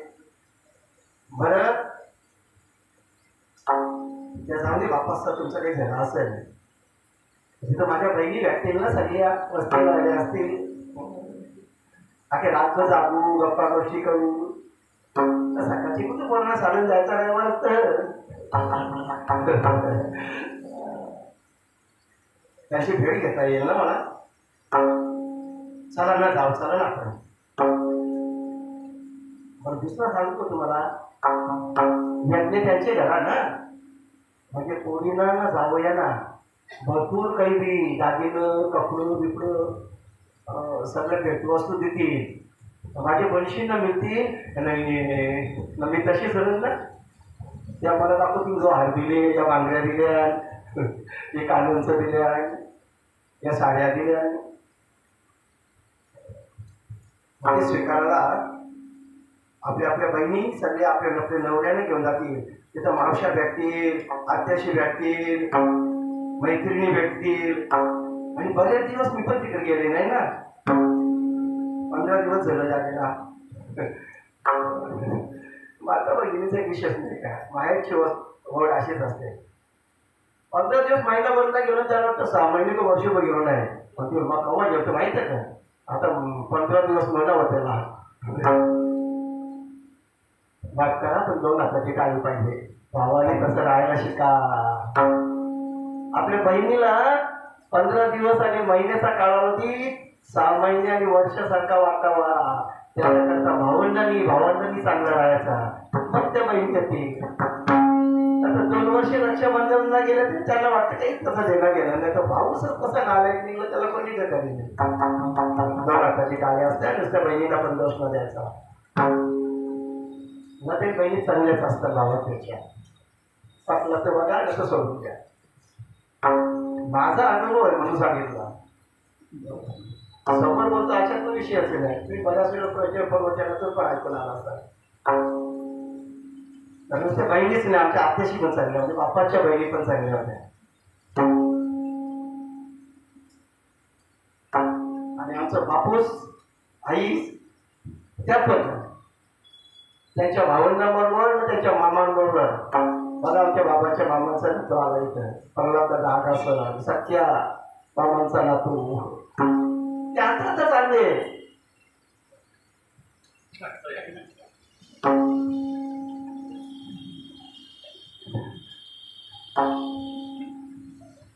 लोकांचं जाण कशी यावं सगळी तयारी केली तर तिकडे सगळी येणार नात्यात मुलं आली तर ना ना 3 दिवस झालं जेवढं मी नाही सर पोराला जायचंच नाही धरणे बोलले असं पण असतं. चला ना जाऊ 10 दिवसांनी गेलं ना चला चला जाऊ चला बापाकडचं आमंत्रण कशाला पाहिजे तुम्ही तरी आवड करा डोक्यात दात धरता चला ना जाऊ चला बोले ना मस्त ऐकून घेतात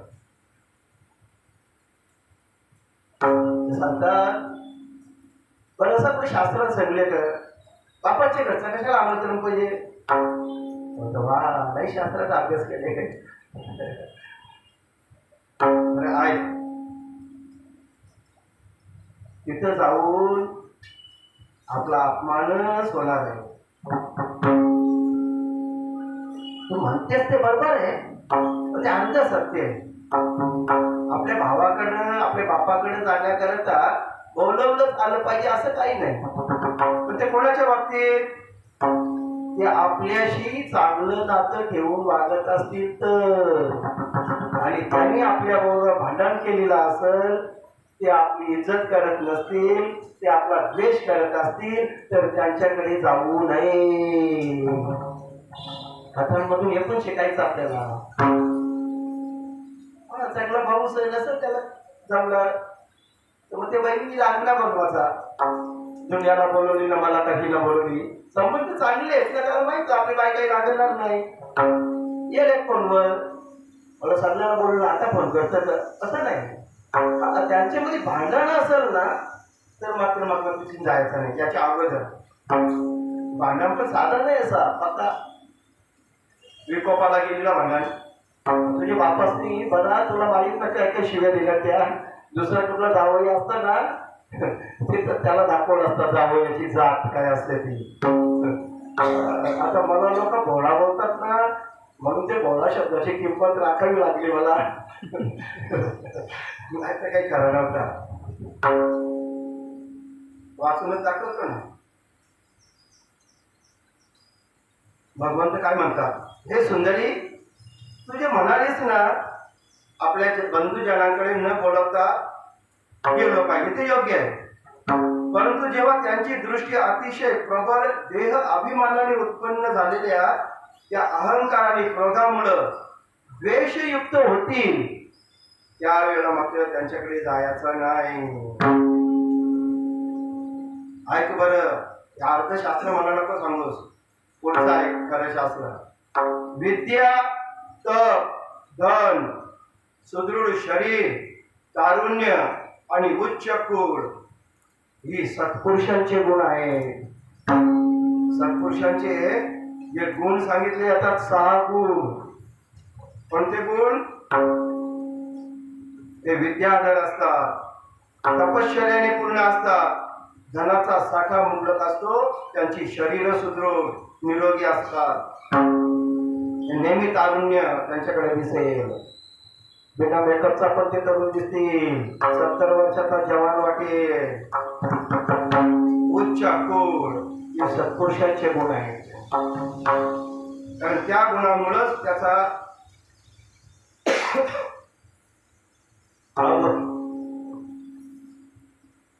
अवगुण नाहीसा झालेला असतो.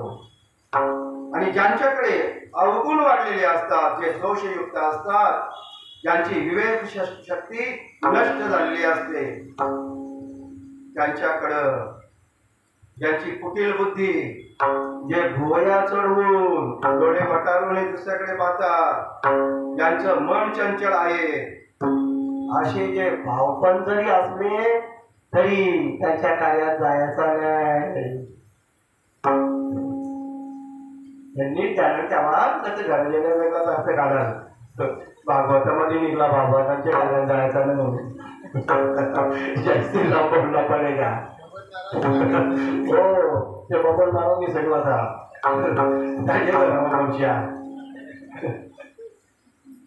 शेजारी राहून आपल्याविषयी ज्यांच्या अंतःकरणामध्ये प्रेम नाही जे आत्मा तत्व म्हणतात अपराध ते सतत निंदा करतात, द्वेष करतात, ज्यांच्या वाणीतून मनाला वेदना होतात, अशा बाबांच्याकडे न जायचा. चांगला ना, आणि जो चांगला असं त्यांच्याकडे न बोलवताना पण जायचा. मग त्यांनी पत्रिका नाव माझाच कर्नाटकला सगळ्यांचा कडले मला बोलवाला का आलं ते नाही. चांगले माणसाबद्दल विचार नाही करायचा. झालं असेल कामाच्या कर्मचारी विसरला असेल तिथं आपण न बोलवताही त्याच्या कार्यात गेलो पाहिजे. आता हिला डोक्यात वेगळा विचार ना, सती मातेला का ते पटत नाही. रागण निघली दिशा, आत बाहेर आत बाहेर सारख्या फेरा मारायला लागली. पाय आपटतच ती सँडल तुटाची बाई कुठे शेवटी नाहीच राहलं. इकडं आग तिकडं वीर. पतिव्रत आहे, पतीच्या आज्ञेशिवाय गेली तरी दोष. बापाच्या यज्ञामध्ये संधी आहे, नाही गेलो तर वस्तू पण नाही मिळणार, सगळ्यांची भेट पण नाही होणार. लास्टला तिने निर्णय घेतला, जाऊन ते नवरा आपलाच आहे ना, त्याचा अपमान केला तरी चालेल, आता याला इचराचाच नाही. या मुसलाची जायचा अंतिम निर्णय घेतला तिने सती मातेने. गॅस भरली, पाय आपटीत आपटीत नाही भिक्षा पैसे दिले जातात ती तिकडे गेल्यावर स्कॅन करी जन कोणता भावासाठी मागून निघाली. भगवान शिवजींनी पाहिलं नाही येतच मग समजवली तुला आपणच होईल. त्याचा लय प्रेम होता तिच्यावर, सतीमातेवर भगवान शिवजींचा लय प्रेम होता. आता प्रेम व्हायसाठी कारण पण तसंच होता ना, जोपर्यंत मुलं मला होत नाही ना तोपर्यंत एकमेकांचं फार प्रेम असतं. मुलं झाली ना सोपा मार्ग, 4 दिवस बोलायचंच नाही नवऱ्याच्या पास. हा पिंटची बापा पोरांचे बापूस पोरांची अशी जुना काळ आमच्याकडचा पोरांची नावावर सगळं चालत मग पोरांचं एकमेकाचे. आता पोराच फार प्रेम होत. आता याला करमणार नाही, तिकडे जाऊन काही उलटा सुलटा झाला तर भगवंतानी सांगितलं, हे नंद्या इथं बसून काही राहू नको, मी पण कुठे जाणार नाही, जा मागच्या मागच्या आपल्या गणांना घे.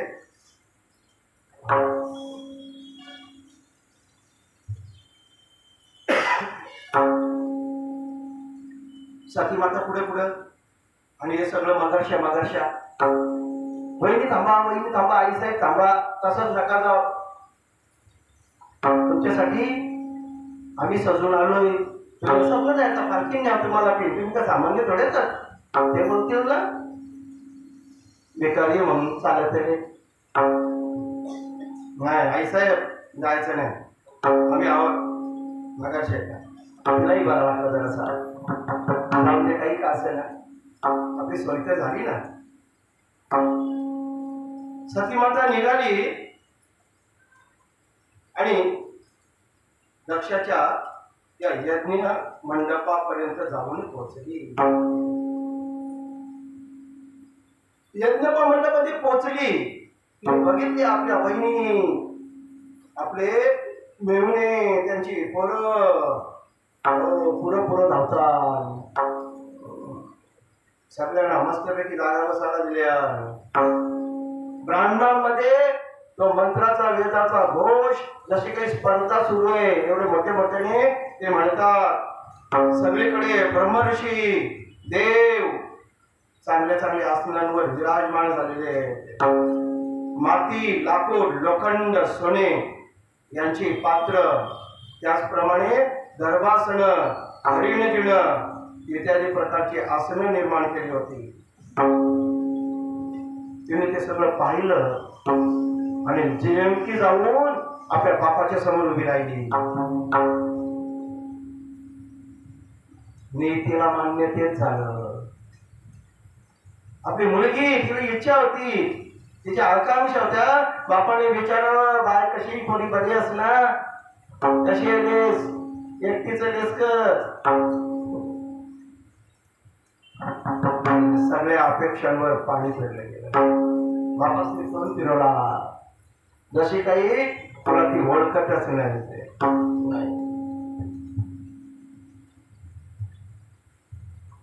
बर आता ती तिच्या आईकडे, तिच्या बहिणीकडे मोर्चा वळवते.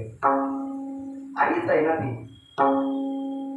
आईनं मात्र तिला सन्मानित केलं. आई बोलतो बाय थकली नसेल ना, बस बस पाणी तुम्ही घे, चहा नाश्ता कर, मग क्षम बघूनच द्या. बहिणींनी सुद्धा एकामेकांना भेटणं, एकामेकांना आलिंगन देणं, गप्पा गोष्टी सुरू झालं. पण आई आणि बहिणी सोडून त्या कार्यक्रमाला आलेले, आता हे सगळं ओळखीचं होतं ना, ऋषी, अक्षर, किन्नर, गंधर्व, एक पण तिच्याकडे बघायला तयार नाही. ताई, दीदी, कपोरी, जे काही नाते असेल, कारण त्यांना भीती होती दक्षाची. आम्ही जर तिच्याशी बोलायला गेलो तर याने सगळा जा उठून माझी मांडवांच्या बद्दल करायचा. आम्ही पण अपेक्षेने आलोत ना, आम्हाला भेटवस्तू मिळतील, चांगलं पद्धतीच्या पक्वाने खायला मिळतील, आणि म्हणून तिचा कोणीही आई आणि बहिणी व्यतिरिक्त कोणी तिचा आदर केला नाही. आता मात्र वडिलांकडनं झालेला अनादर आणि त्याचे या मंडपामध्ये, आता त्याची मुलगी आहे ना मी पण यजमानांचा इथे, आणि माझ्याकडे बघून दुर्लक्ष करताय, आणि म्हणून तिला फार राग आलेला आहे. तिचा तो संताप वाढलेला आहे.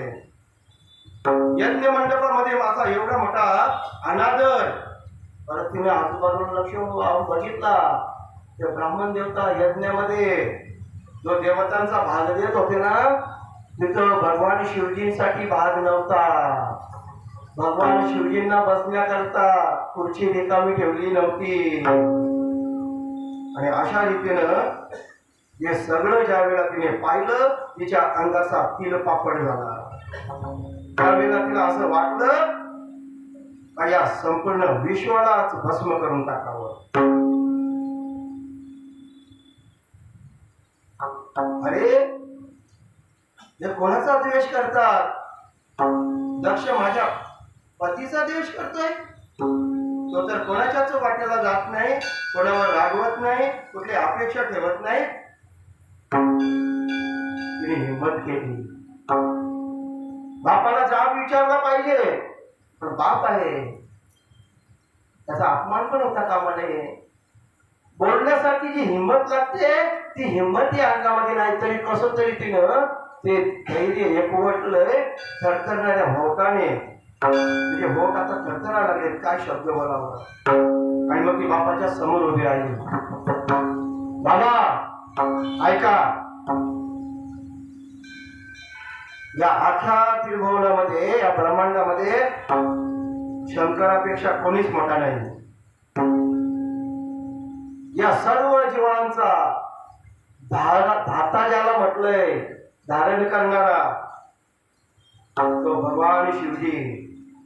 त्या शिवजींच्या ठिकाणी आपला आणि परकाचा भावच नाही.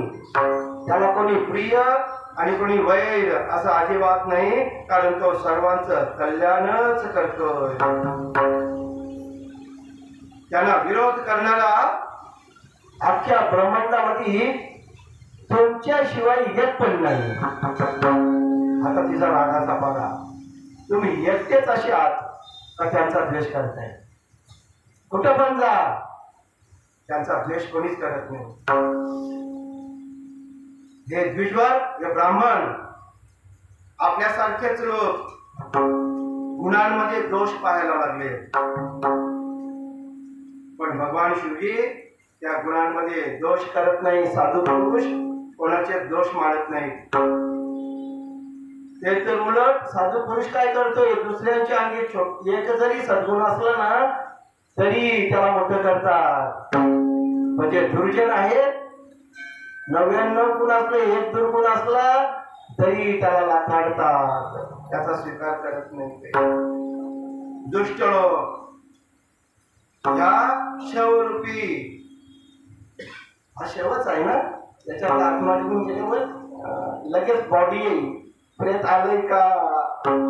या शवरूपी जड शरीराला आत्मा मानून नेहमी सत्पुरुषांची निंदा करतात, ईर्ष्या करतात. परंतु महापुरुष त्याने केलेल्या निंदेकडे लक्ष देत नाही. पण तुम्ही त्या महापुरुषांचा म्हणजेच भगवान शिवांचा अपमान केलाय. ज्यांच्या आज्ञेचं कोणीच उल्लंघन करत नाही त्या पवित्र कीर्ती मंगलमय भगवान शंकरांचाच अमंगल म्हणून तुम्ही द्वेष केलाय. बाबा हे सगळं ऐकलंय मी. शिव त्यांचं नाव कोणी ठेवलाय? तो अमंगल आहे, त्याला कोणी शिवू नये असं फक्त तुम्हीच म्हटले होते. तुम्हाला वाटतं हमारे हात भी बहुत लंबे, सगळी तुमचीच नव्हती, काही अर्धेही घरा येऊन सगळंच मला माझी पण होती ना माणसं तिथं. बाबा ते केवळ नावाचे शिव आहेत. आणि असं असताना असं तुम्ही म्हटले होते, त्यांना अशिव म्हटले होते. फक्त म्हणण्याचं धाडस फक्त तुम्हीच करू शकता. त्यांचं खरं रूप तुम्हाला कळलं नाही. त्यांचं निवासस्थान, त्यांची महती तुम्हाला कळली नाही. अरे भगवान शिवजींच्या चरणावरून पडलेले निर्माल्य ब्रह्मदेव आदिदेव आपल्या शिरावर धारण करतात. निर्माल्य देवाची पूजा करून झाल्यानंतर जे फेकलं जाते ना ते निर्माल्य. जगाचा बाप, जगाला उत्पन्न करणारा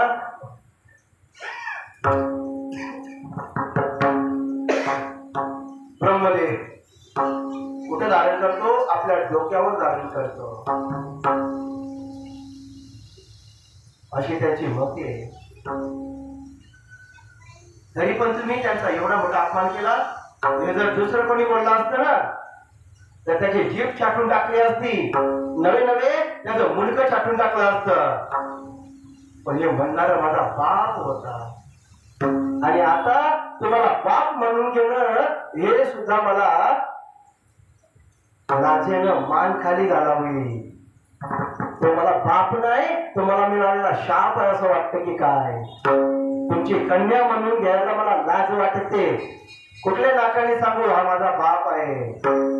भोलेनाथांचा द्वेष, त्यांना अपमानित करणं, त्यांना अविर्भाग घेतो यज्ञातला तो भाग मिळवून देणं, त्यांची निंदा करणं. आणि म्हणून तुमच्यापासून, तुमच्या वीर्य तेजापासून मिळालेलं शरीर शास्त्राच्या म्हणण्यानुसार तिच्या पतीचा जर कोणी अपमान करत असेल तर ताकद असेल तर तिने त्याच्याबरोबर 2 हात करावे. त्याला चापटाचा ताकद असेल तर आपल्या पतीबद्दल आणि आपल्या गुरुंबद्दल कोणी असं जर अद्वैतत्व म्हणत असेल, पण आपण काय चापटाचा म्हणला तर तुम्ही सांगा बाबा सगळं आमच्या गुरुला असेल. त्याच्यापेक्षा सोपा मार्ग सांगितलं प्रकाश दादा, किंवा तिथून निघून जावं. आणि हा मार्ग फार छान. आज आपण त्याला चापतो, उद्या परत आपल्याला चापतील, परत आपण अडचण लागण्याची, आपण त्याला परत चापतायचा, परत पण याची थांबणार नाही. त्याच्यापेक्षा एवढं वागण्यापेक्षा तिथं आपणच थांबायचं नाही. न बास न भजली बासुरी तर कधीकडे भुकले एका कुत्र्यासारखा. आपण हा म्हणत तो बोलतो तुमचा महाराज म्हणून, आपणच ना थांबलं तो बोलवलंच कुठे थांबायचाच नाही, काही मानाचं नाही. बोलून दे ना. अशी कुत्री भुकतानाचा समजाचा आणि कुत्री भुकत असली आपण ते थांबतो का लागा बघू एवढं तुम्हाला विचारतो. असं एकतरी कोणी म्हणून मला दाखवा ते कुत्री पाकी भुकताना माणूस जाऊ तिथे मस्त उभारले त्याच्या समोर धारून ते तो उलटा ती कुत्रीला हाकली तरी नाही तर तो तिथून लागून निघून जाईल. आता हाकलायला गेलो तर चावायला येतील, त्याच्यापेक्षा निघून जाणं सोपा उपाय. जय श्रीराम. बोलणं पडेल असं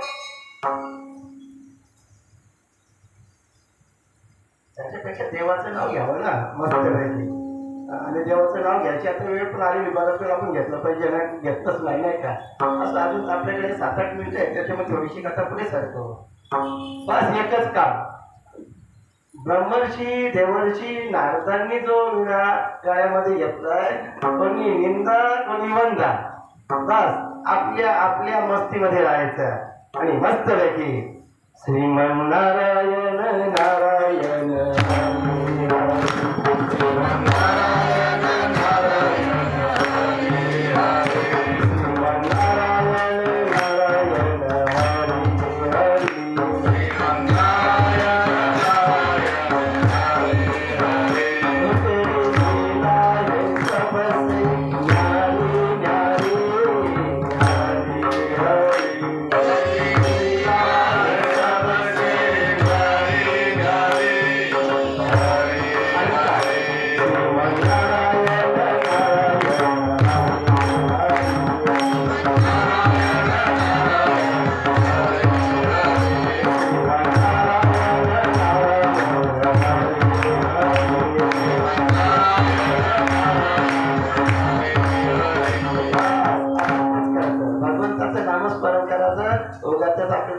त्यांच्याविषयी द्वेष पण नको, तिरस्कार पण. देवाचं नाव घ्यायचा, वास्तवात निघायचं आपल्याला.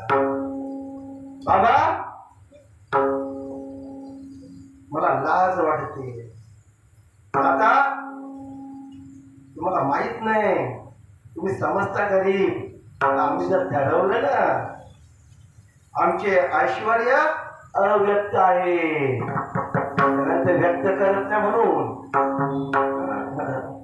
बरीचशी मोठी माणसं अशीच असतात, ऐश्वर्य लपवून ठेवतात, अव्यक्त. आणि बरीचशी माणसं अशी आहेत, आखी प्रॉपर्टी अंगावर दाखवायची,